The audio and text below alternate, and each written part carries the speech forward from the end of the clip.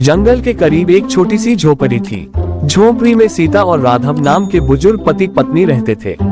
उनके आगे पीछे अपना कहने वाला कोई नहीं था, फिर भी वह दोनों अपने जीवन में खुश रहते थे।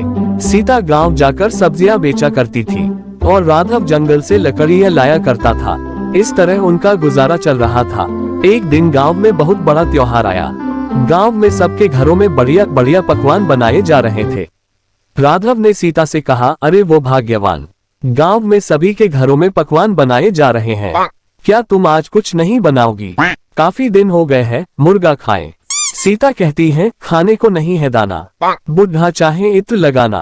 अच्छा तो ठीक है, मैंने कुछ पैसे बचाए हैं, तुम बाजार से मुर्गा लेकर आओ, तब तक मैं सब तैयार कर लेती हूँ। आज मुर्गा खाऊंगा, डकार भी नहीं लगाऊंगा। राघव बड़ा खुश होते हुए बाजार चला गया।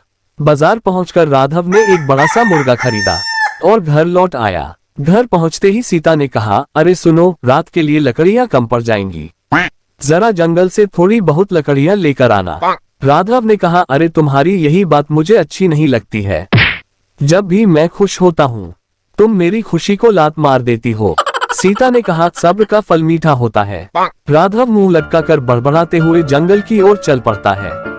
जंगल पहुंचकर सूखी लकड़ियां ढूंढने लगा, पर एक भी लकड़ियां नहीं मिल रही थी।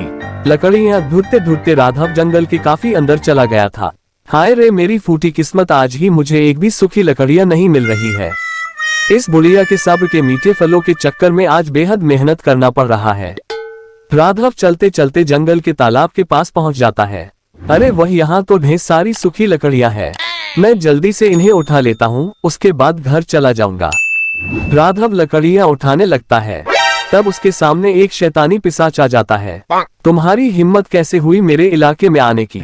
मेरे इलाके में तो जंगली जानवर भी सोच समझ कर आते हैं, और बुढ़े तूने आना तो दूर, मेरे इलाके से लकड़ियां लेकर जाना चाहा। बुढ़े आज तो तू गया, आज तक मेरे इलाके आने वाले लोगों को खाकर 98 आंकड़े को पार कर लिया है, लगता है आज 99 हो जाएगा। राघव ने डर से सोचने लगा, मुर्गा खाने के चक्कर में ये मैं कहाँ फंस गया, अब ये मेरा तंदूरी बना लेगा। राघव हंसते हुए कहने लगा, अरे बेवकूफ, क्या तुम्हें पता है मैं ये लकड़ियां क्यों लेकर जा रहा हूँ? जब तुम्हें पता चलेगा ना तो तुम इस जंगल में डीजे लगवा कर थिरकने लगोगे। शैतान ने कहा, ऐसी क्या बात है जो मैं थिरकने लगूंगा? अरे बेवकूफ, गांव में त्योहार चल रहा है, गांव के सभी घरों में स्वादिष्ट पकवान बनाए जा रहे हैं। कहा जलेबी, गुलाब जामुन, पूरी, हलवा, नाम लेकर ही मुंह में पानी आने लगा। ये सुनकर शैतान के मुंह में भी पानी आने लगा। शैतान ने कहा, तो मैं क्या करूं, पकवान बने हैं तो मुझे थोड़े ना मिलने वाला है, मुझे तुम्हें खाकर ही संतुष्ट रहना होगा।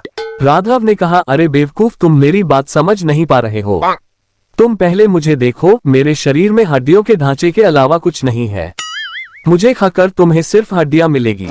मेरा कहने का यह मतलब है कि गांव में जो पकवान बना है वे सारे पकवान मेरे घर पर भी बना हुआ है, और मैंने मुर्गा भी लाया है, इसीलिए मैं लकड़ियां लेकर जा रहा था। मैं एक तरकीब बताता हूँ, मैं घर जाकर सारे पकवान तैयार करके रखूंगा, आप शाम को मेरे घर आकर पकवान खा सकते हैं और उसके बाद मुझे और मेरी पत्नी को भी खा सकते हो, जिससे तुम्हारी ख्वाहिश भी पूरी हो जाएगी और हमें खाकर तुम 100 का आंकड़ा भी पार कर सकते हो। शैतान ने कहा, ये बड़ी अच्छी बात की आपने, ठीक है तुम जा सकते हो। राघव ने लकड़ियां उठाई और वह से भाग गया। घर पहुंचकर राघव ने सीता को सारी बात बताई। दोनों ने कुछ देर तक शैतान का इंतजार किया, पर पकवान और मुर्गे की खुशबू के चलते उन दोनों से रहा नहीं गया और दोनों ने दबाकर पकवान खाया। तब उन्होंने देखा शैतान उनके घर आ रहा है। वे दोनों डर के मारे घर पर पड़ी खाली ड्रम में घुसकर छिप जाते हैं। शैतान घर पर आता है और आवाज लगाता है, जल्दी बाहर आओ, मैं तुम्हें खाने के लिए आया हूँ। इतने में ड्रम के अंदर राघव जोर से पाद मारता है।